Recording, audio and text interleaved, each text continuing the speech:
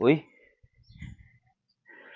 mayong Domingo sa buntag. Happy Father's Day da.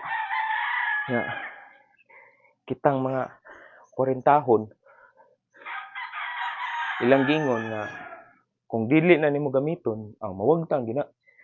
Sumuna, moingon jud ko sa mga ka-age level na to nga squat mo ni pinaka-importante na posisyon. Kay dire mahibaw-an unsa imong stability sa imong lawas. Kay before mo ko na-imbento ng mga ergonomics chair sa office, camping chair, pungko gito tanan. Pungko na basic na ba? Pungko. Malibang sa una, pungko man. Nya, nakanindot na kaning pungko kay ma-stretch mo kanang lower back mo na sakit. Sige lang kag pungko. Wara na kay mo stretch man. Nya, pili po gamay, ilabyo gyud mo tuhod, tubangan.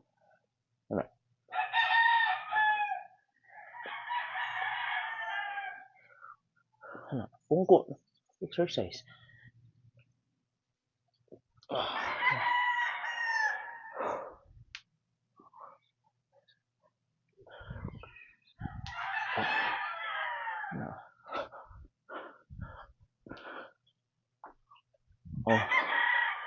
Simple lang kayo pero kung sigihon mo kutas gud. Nya, usa sa pinaka-ganahan akong exercise kay kaning magluhod. Kaning magud usahay kalimot kag luhod. Diha makita ng stability sa imong lawas kung ligo na imong core.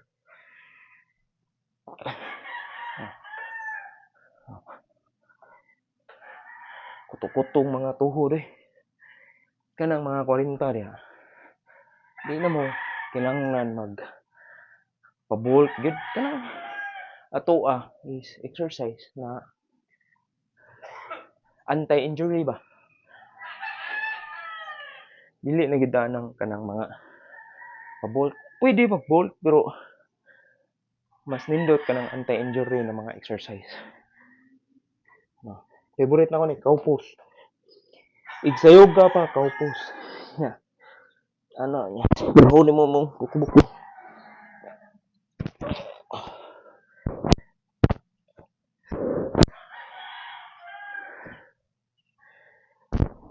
Sakit kayo.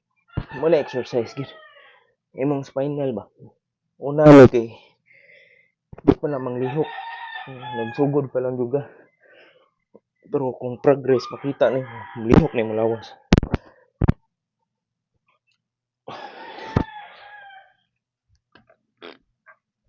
Kani push up na.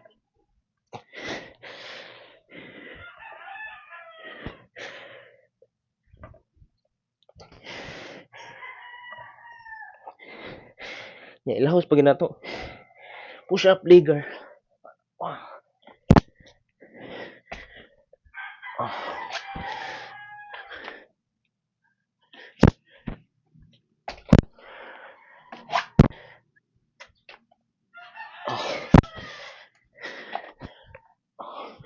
Pungko na sad. Huwag makalupig sa pungko. Kay amit kay pungko sabi ano. Kanang sayaw na 8-8. Amit kay 40 moves.